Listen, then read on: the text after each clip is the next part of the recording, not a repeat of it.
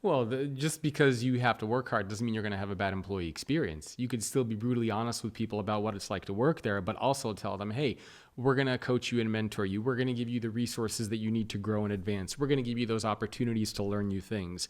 We're going to give you stretch goals and stretch assignments, and you're going to be treated with a lot of respect, and you'll have great tools and technologies to do your work. But at the same time, we're not an organization that's going to tolerate backstabbing employees, coming into work and complaining. We're not a corporate culture where you show up to work and you just point out problems and don't come up with solutions. So I think being honest and upfront, there's nothing wrong with that. But you're not just saying, hey, it sucks to work here. Do you want a job? No, you're not doing that either. You're saying, look, this is what the environment here is actually like, is not going to stand for. I mean, look at what happened with Google when these 28 employees went to the CEO's office and tried to protest what's going on with Israel and Palestine. And the CEO was basically like, yeah, get the hell out. We're not going to be tolerating that here. So at a certain point, you as a leader, and I think this is a huge problem that we're having now. We don't have any strong leaders in corporations. We have very few of them. Every leader out there is scared.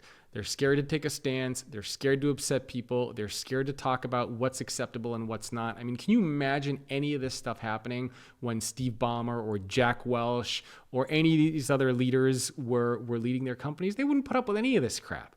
Hey, really quick, sorry to interrupt you, but did you know that 96% of the people who watch videos on this channel are not subscribed? Do me a favor, subscribe to the YouTube channel so that you can get notified when more videos just like this one are released. And now let's get back to the content. But today we have so over-indexed on feelings and emotions and let's take care of you. And you could say anything and everything that you want here. And this is a safe place that we're taking advantage of it. There was actually an article that was published by a professor at Wharton recently who said that we're actually creating too much psychological safety at work, where we're saying there's no such thing as a bad idea.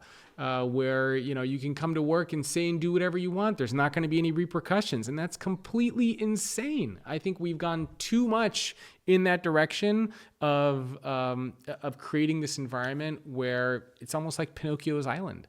There's a book that Abigail Schreier put out called Bad Therapy, where she says that one of the reasons over the past few decades why a lot of our kids have been struggling is because we've outsourced a lot of our parenting to mental health providers, where we're very quick to put our kids on any kind of a prescription drug. We're very quick to diagnose our children with something.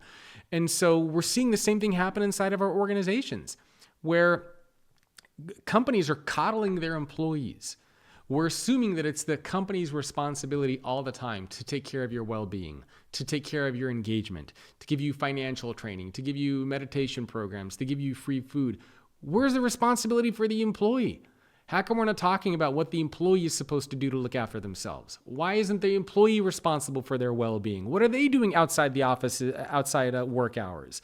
Right? Are they eating healthy? Are they exercising? Are they making time for social activities? Or are they just sitting there on Netflix, not doing anything, not going outside, then showing up to work and saying, oh, I'm so disengaged at work, fix me. That's also not healthy.